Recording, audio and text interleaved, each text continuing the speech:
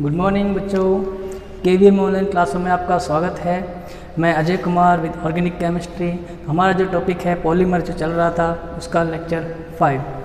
तो इसमें हम अब तक हमने बहुलक पढ़े थे, लेकिन हमारा जो नेक्स्ट टॉपिक है रबर। तो रबर क्या है कि रबर दो तरह से का होता है। एक तो होता है प्राकृतिक रबर और दूसरा होता है संश्लेषित रबर।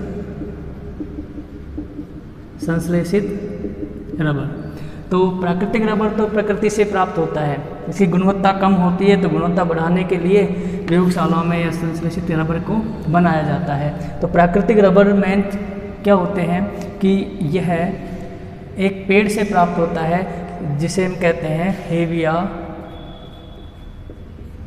ब्रेसिलियंसिस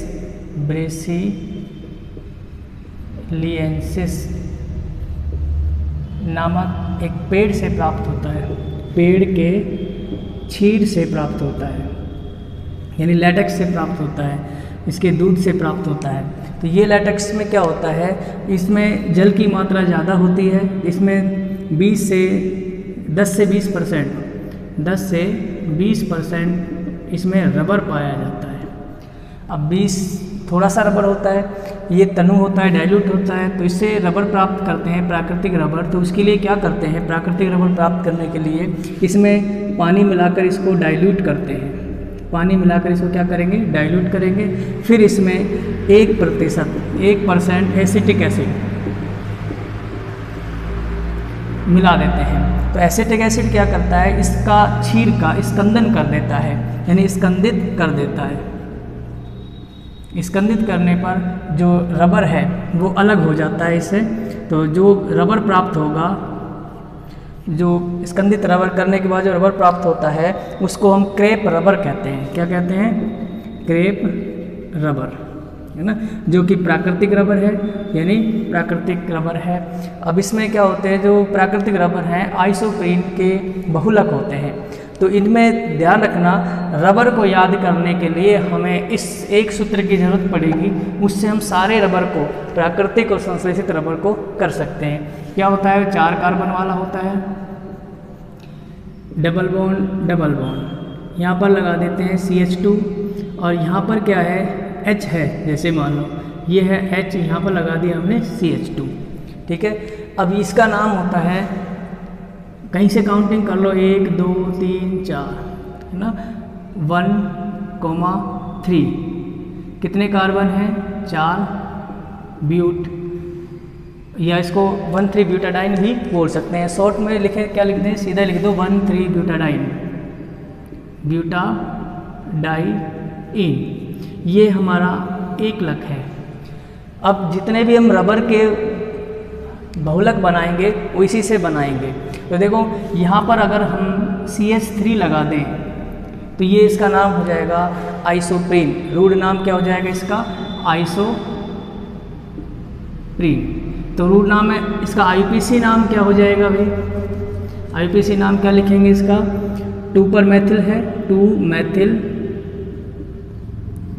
कितने कार्बन हैं, 4 कार्बन है। 4 कार्बन को क्या लिखते हैं, ब्यूट डैश। डबल बॉन्ड कितने नंबर पर है, 1 और 3 पर, तो क्या लिखेंगे 1,3 डाई, डबल बॉन्ड है तो इन। तो ये इसका IUPAC नाम हो गया। तो ये एकलक है। इस एकलक की सहायता से यदि हम यहाँ CH3 लगा देते हैं तो हमें प्राकृतिक रबर प्राप्त होता है। अब संश्लेषित रबर यदि बनाएंगे तो संश्लेषित रबर में हम इनको चेंज कर देंगे। यहाँ पर अगर हम इसकी जगह पर H लगाते हैं तो पॉलीब्यूटाडाइन बनेगा, वो कृत्रिम बहुलक कहलाता है, संश्लेषित बहुलक कहलाता है। यदि हम Cl लगा देंगे तो नियोप्रीन बहुलक बनेगा, यानी क्लोरोप्रीन या पॉलीक्लोरोप्रीन, जिसको नियोप्रीन भी कहते हैं। तो वो संश्लेषित बहुलक है। इसके बाद यदि हम इसमें H लगा दें और नाइट्रिल समूह से, यानी एक्रिलोनाइट्राइल से विक्रिया करें तो ब्यूना N बनेगा, स्टाइरिन से विक्रिया करें तो ब्यूना S बनेगा। तो इसी सूत्र से सारे संश्लेषित और प्राकृतिक रबर बना सकते हैं। तो हम बात करते हैं पहले प्राकृतिक रबर से। प्राकृतिक रबर क्या होता है, इसको आइसोप्रीन का बहुलक होता है।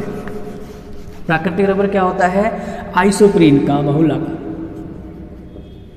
आइसोप्रीन का बहुलक होता है। ये एग्जाम में आता है, कई बार पूछा जाता है कि प्राकृतिक रबर किसका बहुलक है, तो क्या लिखेंगे, आइसोप्रीन का बहुलक होता है। क्या, प्राकृतिक रबर। अब आइसोप्रीन की संरचना क्या होती है, ये अगर हम यहाँ पर CH3 लगा देंगे तो ये आइसो समूह हो जाता है, आइसोप्रीन कहलाता है। तो आइसोप्रीन में क्या होता है, CH2 डबल बॉन्ड C, यहाँ पर लगा दिया हमने CH3 C, H double bond CH2, तो इसका नाम हो गया आइसोप्रीन।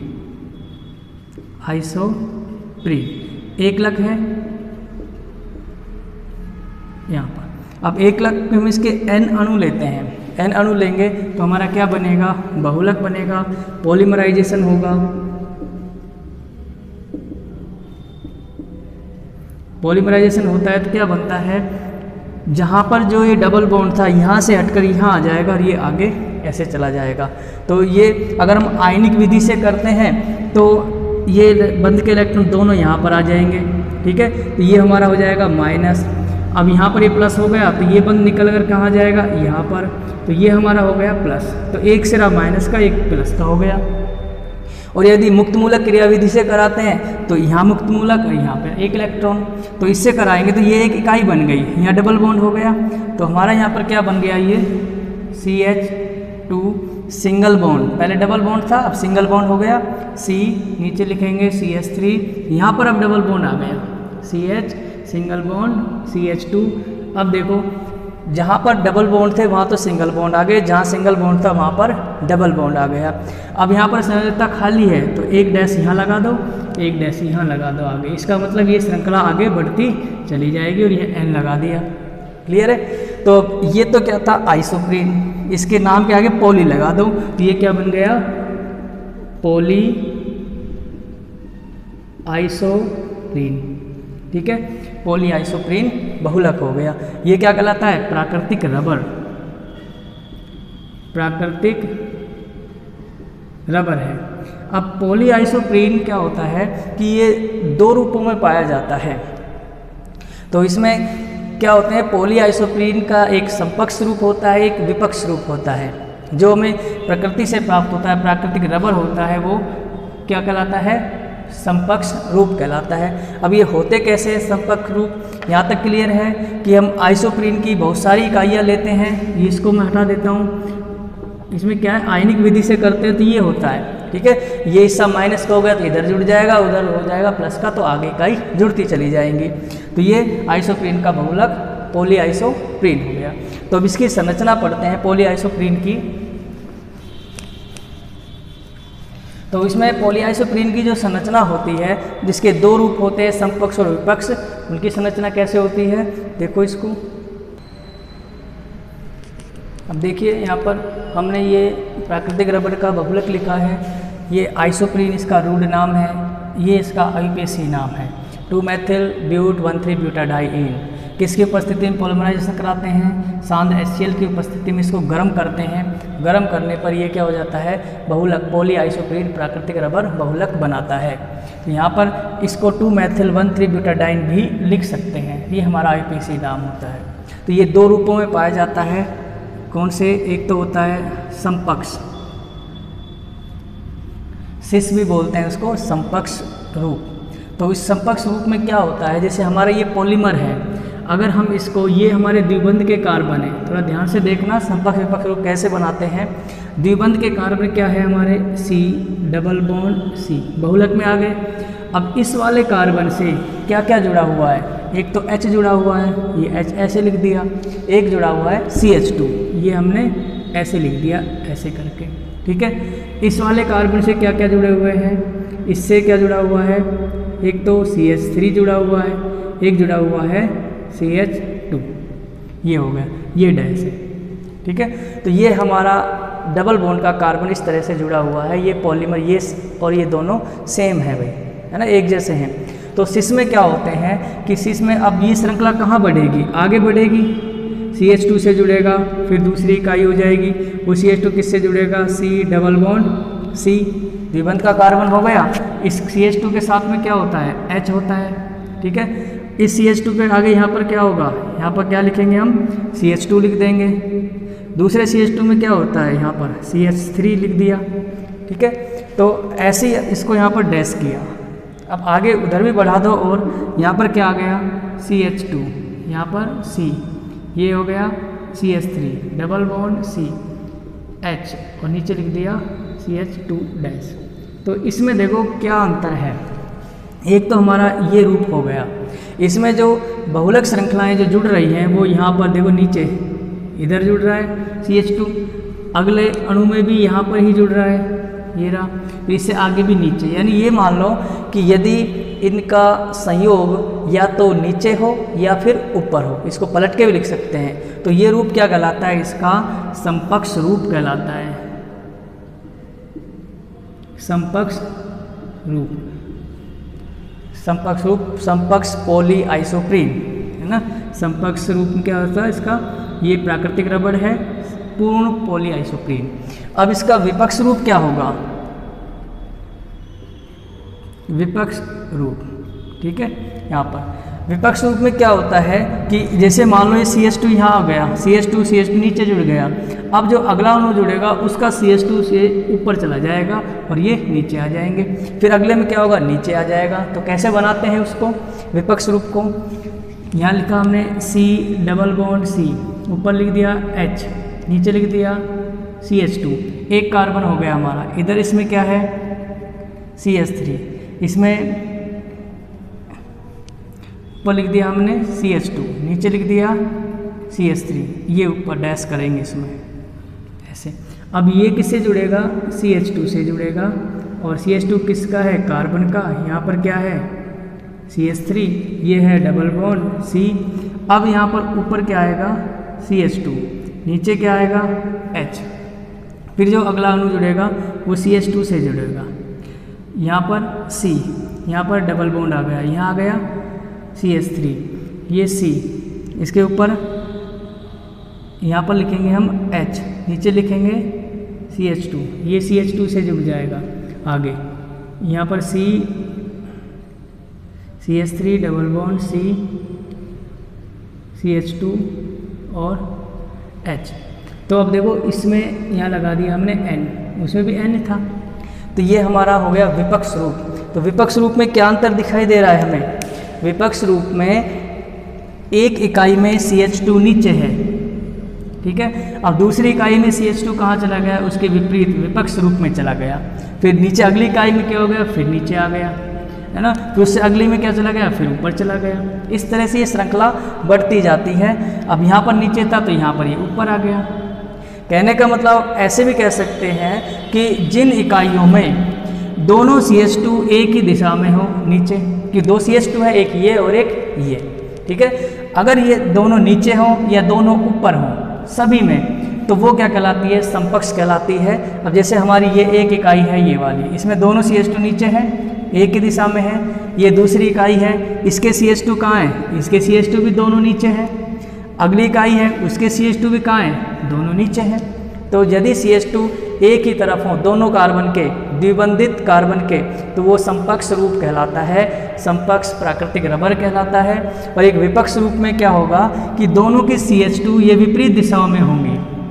ये इकाई है, इसमें CH2 ऊपर है, एक नीचे आ गया। फिर दूसरी इकाई में ये CH2 यहाँ पर है तो दूसरा उसके सामने होगा, इसमें ऊपर है तो इसमें नीचे होगा, इसमें यहाँ पर है तो उसमें ऊपर होगा। तो विपक्ष रूप है। इस विपक्ष रूप को क्या कहते हैं, गट्टा पार्चा के नाम से भी जानते हैं।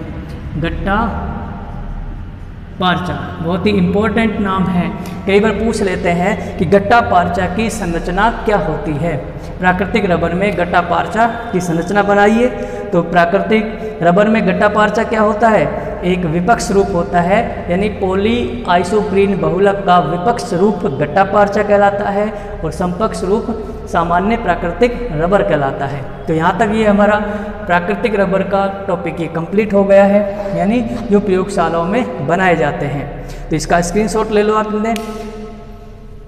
तो इसमें क्या करते हैं, अब ये प्राकृतिक जो रबर है प्रकृति से प्राप्त हुआ है, इसकी गुणवत्ता थोड़ी सी कम होती है, यानी इसमें लचीलापन कम होता है, तनन सामर्थ्य कम होती है ना, तो जल प्रतिरोधक क्षमता भी इसकी कम होती है। तो इसकी गुणवत्ता को बढ़ाने के लिए क्या करते हैं, इसका वल्कनीकरण किया जाता है, यानी इसको डिफॉर्म किया जाता है अच्छा बनाने के लिए। तो उसके लिए क्या करेंगे कि इसको सल्फर के साथ शांत H2SO4 की उपस्थिति में अधिक ताप व दाब पर गर्म किया जाता है, जिससे क्या होते हैं कि पॉली आइसोप्रीन के ये द्विबंध हैं, ये वाले ये टूट जाते हैं और किससे, सल्फर के द्वारा जुड़कर ऐसी पॉली आइसोप्रीन इकाइयाँ बहुत सारी ऊपर नीचे ऐसे जुड़ती चली जाती हैं। तो ये क्रॉस बंध क्या करते हैं, उसकी तनन सामर्थ्य को बढ़ाते हैं। यदि हम उस रबर को खींचेंगे तो सल्फर के बंध उसको वापस अपनी जगह में लाने का काम करते हैं। तो किस तरह से होता है, तो हमारा जो इसके बाद है पॉली प्राकृतिक रबर का बहुलकीकरण।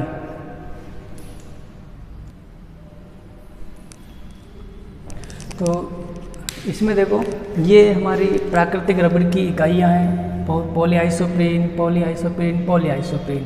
तो सन 1839 में चार्ल्स गुडियर, ये एक वैज्ञानिक है, गुडियर के नाम से आजकल जो गाड़ियों टायर भी आते हैं वो इसी के नाम से आते हैं, रबर का। इसने क्या किया था कि प्राकृतिक रबर को, इसको प्राकृतिक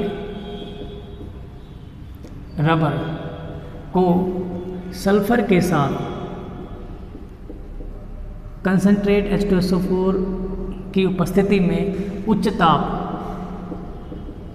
व दाब पर गर्म किया, तो इससे क्या होना, वल्कनीकृत रबर प्राप्त हुआ। तो वल्कनीकृत रबर में क्या होती है, प्रत्यास्थता अधिक होती है, अच्छी गुणवत्ता वाला होता है। तो इस तरह से ये अच्छा रबर बनाया था गुडियर ने। तो उसमें क्या होता है कि जब प्राकृतिक रबर को यानी पॉलीआइसोप्रीन को सल्फर के साथ गर्म करते हैं, तो सल्फर क्या काम करता है कि जो एकल की श्रृंखलाएं हैं इनके द्विबंध को तोड़ देता है। यहाँ से ये द्विबंध हट जाएंगे, है ना, जैसे मान लो यहाँ से लेते हैं, ये द्विबंध हट गया, इसका ये द्विबंध हट गया, क्या करते हैं, इनके बीच में सल्फर आ जाता है, सल्फर बंध बन गया।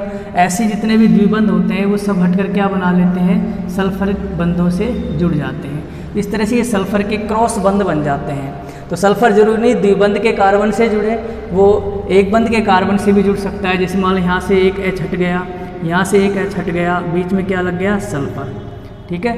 तो ऐसे बीच बीच में कहीं भी, जैसे मान लो यहाँ पर है एक S हट गया, एक H हटा दिया, तो ये भी किससे, सल्फर से जुड़ जाएगा। तो जब उसने सल्फर के साथ इसको गर्म किया तो क्या हुआ, इसमें क्रॉस बंध बन गए इस तरह से। तो ये सल्फर के क्रॉस बंध कहलाते हैं, जो इसकी गुणवत्ता को बढ़ा देते हैं। अब जैसे ही इस रबर को खींचा जाएगा तो ये सल्फर के क्या करते हैं, उसको अपनी जगह पर लाने की कोशिश करते हैं। यानी इसका मतलब ये हुआ कि रबर की प्रत्यास्थता बढ़ जाती है, तरण सामर्थ्य बढ़ जाती है, तो अच्छी क्वालिटी का रबर बन जाता है। तो इसे हम कहते हैं वल्कनीकृत रबर, जिसमें सल्फर के क्रॉस बंध बन जाते हैं इस तरह से। तो संयोजकता देख लेना, कार्बन की 4 ही है, 4 से ज़्यादा नहीं होनी चाहिए। तो ये वल्कनीकृत रबर हो गया, इसे क्या कहेंगे, वल्कनीकृत रबर। तो ये तो हो गया हमारा प्राकृतिक रबर। अब करते हैं संश्लेषित रबर। तो ये संरचना है, इसकी स्क्रीनशॉट ले लो। वल्कनीकृत तो लिखना कैसे है, जब प्राकृतिक रबर को सल्फर के साथ कंसंट्रेट H2SO4 की उपस्थिति में उच्च ताप व दाब पर गर्म किया जाता है तो वल्कनीकृत रबर प्राप्त होता है, जिसकी संरचना इस तरह से होती है। तो जो द्विबंध होते हैं या हाइड्रोजन होते हैं आपस में टूटकर सल्फर द्वारा क्रॉस बंध बना लेते हैं, इसे ही वल्कनीकृत रबर कहते हैं। तो इसके बाद जो नेक्स्ट टॉपिक है आप हमारा, इसको पहले उतार लो, स्क्रीनशॉट ले लो इसका।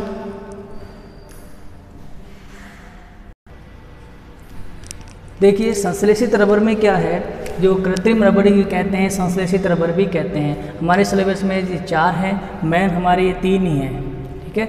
इसको याद करो तो करना नहीं, कोई ज़रूरी भी नहीं है। ये पॉलीब्यूटाडाइन, ये बहुत ही पहला कृत्रिम बहुलक है, कृत्रिम रबर है। इसका क्या होता है, इसको कम ताप में उपयोग करते हैं, जहाँ टेम्परेचर कम होता है वहाँ पर इसका उपयोग किया जाता है, क्योंकि अधिक ताप पर ये खराब हो जाता है या नष्ट हो जाता है।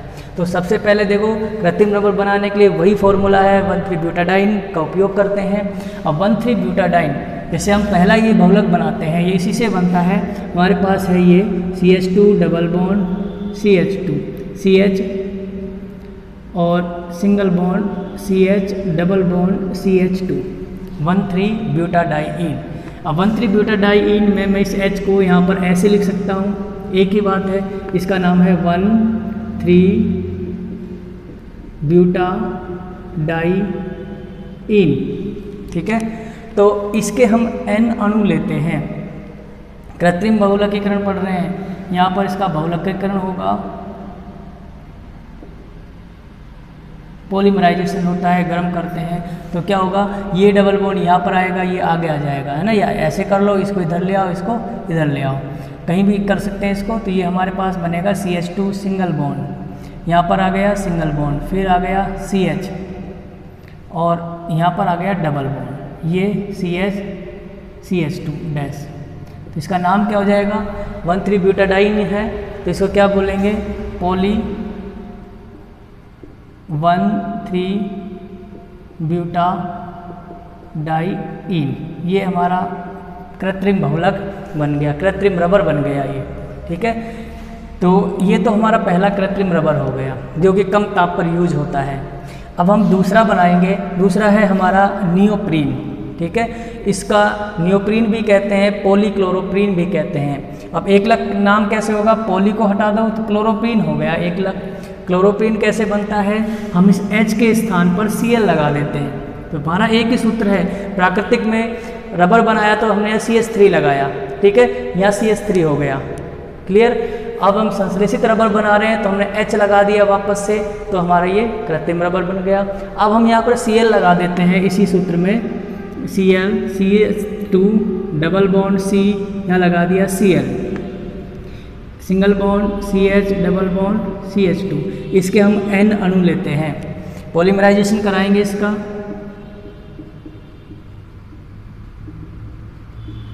पॉलीमराइजेशन गर्म करते हैं तो देखो Cl अगर आयनिक विधि से कराएंगे, Cl इलेक्ट्रॉन अट्रैक्टिंग समूह में नीचे खींचता है, यहाँ इलेक्ट्रॉन की कमी होगी तो बंद के इलेक्ट्रॉन क्या होंगे, इधर आ जाएंगे, ये इलेक्ट्रॉन इधर आ जाएंगे। CH3 लगाते हैं तो इधर और ये वाले इधर ना।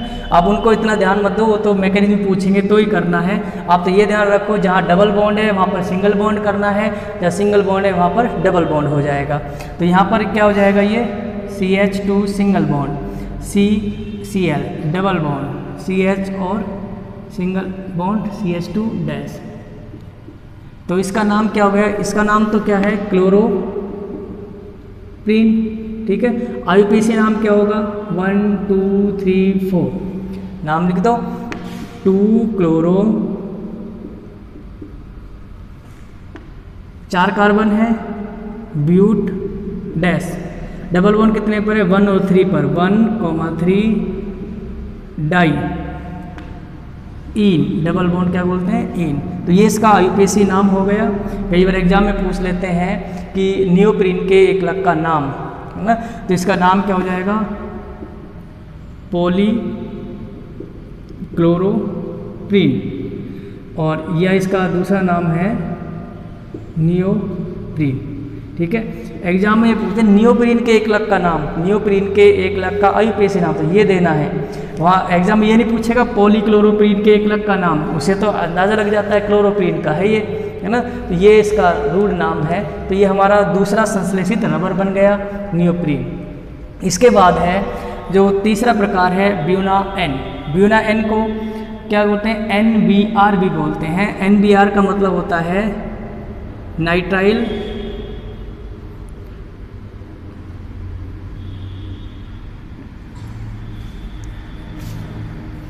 ब्यूटाडाइन, बी से क्या हो गया, ब्यू है, नाइट्राइल ब्यूटाडाइन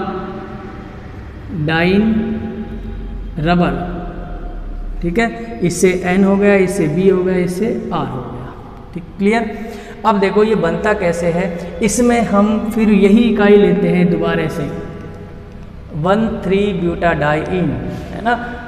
1,3-ब्यूटाडाइईन की अभिक्रिया किससे कराते हैं, N से। N का मतलब होता है एक्रिलोनाइट्राइल या नाइट्राइल समूह से कराते हैं। नाम से ही पता चला, Bu से का मतलब होता है ब्यूटाडाइन, सोडियम की उपस्थिति में किससे अभिक्रिया कराते हैं, नाइट्राइल समूह से अभिक्रिया कराते हैं, तो हमारा ब्यूना N बन जाता है। तो इसमें ये अच्छी गुणवत्ता का रबर होता है। जिसका उपयोग टायर उद्योग में ज़्यादा करते हैं, बरसाती कोट बनाने में, गैस्केट बनाने में आदि में किया जाता है। तो हमारा तीसरा जो बहुलक है वो क्या है, हम वही इकाई लेते हैं CH2 डबल बॉन्ड, यहाँ पर मैं CH यहाँ लिख सकता हूँ, है ना, एक ही बात है, चाहे यहाँ लिख दो चाहे यहाँ लिख दो, नीचे single bond CH double bond CH2। नाम क्या है इसका, 1,3-ब्यूटाडाइईन। इसकी अभिक्रिया किससे कराते हैं, प्लस में, मैं मिटा रहा हूँ ऊपर से इसको, यहाँ पर, ठीक है। किससे कराएंगे, एक्रिलोनाइट्राइल। हमने योगात्मक बहुलक में पढ़ा था, एक्रिलोनाइट्राइल का सूत्र क्या होता है, वे CH2 डबल बॉन्ड CH और यहाँ पर CN, इसका नाम है एक्रिलोनाइट्राइल, ये इसका नाम है, ठीक है। IPC तो आपको पता ही होगा इसका नाम, वहाँ भी लिखा था। अब इसमें क्या होता है, देखो कि ये साइनाइड समूह है, इलेक्ट्रॉन अट्रैक्टिंग समूह है, इस बंध के इलेक्ट्रॉन यहाँ आगे आएंगे, है ना, आगे बंध बनाएंगे। या मैं शॉर्ट वे में देखूँ कि समूहों को छोड़ते हुए मैं ऐसे करूँ कि इसका बंध यहाँ पर आया, डबल बॉन्ड हो गया, ये निकलकर इन दोनों के बीच में जुड़ गया, ये निकलकर आगे चला गया, ठीक है। तो आगे गया तो ये कैसा होगा, नेगेटिव, ये हो गया हिस्सा पॉजिटिव। आयनिक दृष्टि से ऐसे देखें तो यहाँ पर क्या बनेगा, ये इसका पॉलीमराइजेशन किसकी उपस्थिति में होता है, Na। इसके नाम में इसका देखो उत्प्रेरक है, दोनों के नाम में, सोडियम की उपस्थिति में, Na की उपस्थिति में इसका बहुलीकरण कराते हैं। तो बहुलीकरण कराएंगे तो क्या हो जाएगा, ये बंद इसी तरह जैसे मैंने अभी बताया था ऐसे होंगे। जैसे अब यहाँ पर क्या लिखूँ मैं, CH2, यहाँ लिख देता हूँ CH2। अब यहाँ पर सिंगल बॉन्ड आ गया तो यहाँ डैश लगा देंगे हम ऐसे। आगे क्या लिखेंगे, ये सिंगल बॉन्ड हो गया, यहाँ CH लिखो, CH के आगे क्या है, सिंगल बॉन्ड की जगह क्या आ गया, यहाँ डबल बॉन्ड। फिर ये क्या लिखेंगे हम, CH, फिर वापस से सिंगल बॉन्ड आ गया, इसके बाद क्या लिखेंगे, CH2।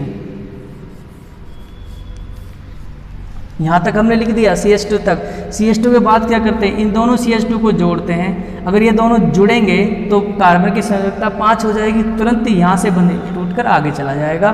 तो यहाँ पर हम क्या लिख देंगे, CH2CH और यहाँ पर लगा दिया हमने CN, आगे कर दिया डैश।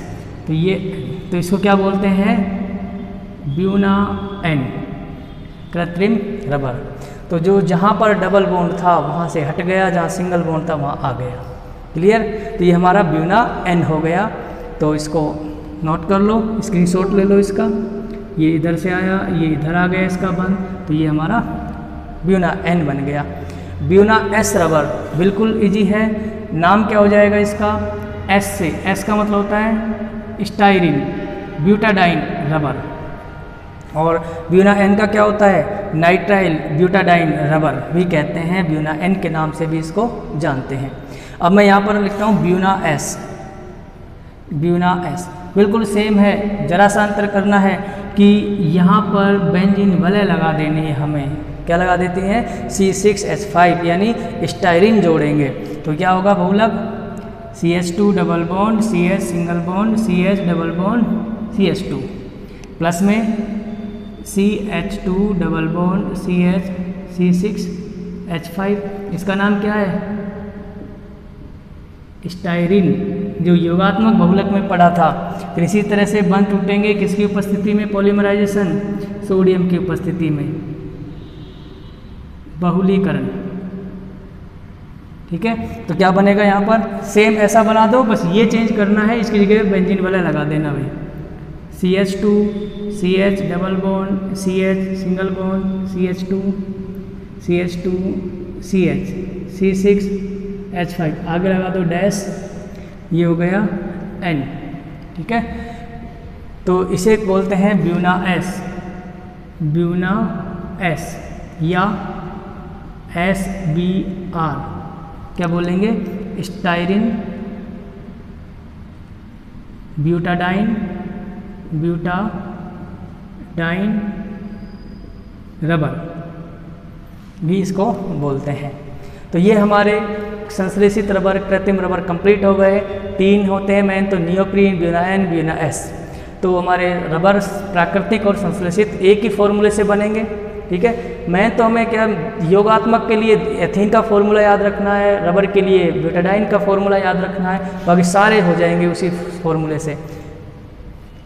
तो इसके बाद हम अगला नेक्स्ट टॉपिक पढ़ते हैं। इसमें ये हमारे रबर कंप्लीट हो गए हैं। अब हम पढ़ेंगे इसमें कि कृत्रिम बहुलक के तो क्या है, ये बायोडिग्रेडेबल है कि नहीं है, यानी पर्यावरण प्रदूषण भी करते हैं पॉलीमर, तो ये नष्ट होते हैं या नहीं होते हैं, उसके आधार पर भी इनको दो तरह से वर्गीकृत किया गया है, जैव निम्नीकृत बहुलक और अजैव निम्नीकृत बहुलक। उनके आधार पर वो दो तरह से होते हैं।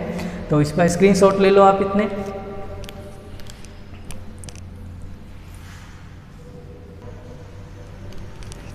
तो ये हमारे संश्लेषित रबर या कृत्रिम रबर और प्राकृतिक रबर कंप्लीट हो गए। तो इसमें रिपीट करता हूँ फिर से, संश्लेषित जो कृत्रिम रबर होते हैं, जो ब्यूना एस और ब्यूना एन में क्या अंतर होता है कि ये तो क्लोरोप्रीन हो गया, Cl लगा दिया, और ब्यूना एस और ब्यूना एन में क्या करते हैं, यहाँ वापस से H लगा देते हैं, नाइट्राइल से अभिक्रिया कराते हैं तो ब्यूना एन बनता है, इसकी अभिक्रिया स्टाइरिन से कराते हैं तो ब्यूना एस बनता है। तो ये हमारे दोनों बहुलक कंप्लीट हो गए हैं। यदि आपको ये वीडियो कैसा लगा, इसकी अच्छा लगा तो वीडियो को लाइक करें, सब्सक्राइब करें और बेल आइकन दबाना ना भूलें। तब तक के लिए थैंक यू। नेक्स्ट वीडियो में हम लेकर आएंगे इसमें जैव निम्नीकृत और अजैव निम्नीकृत बहुलक और उनका आणविक द्रव्यमान। Thank you very much.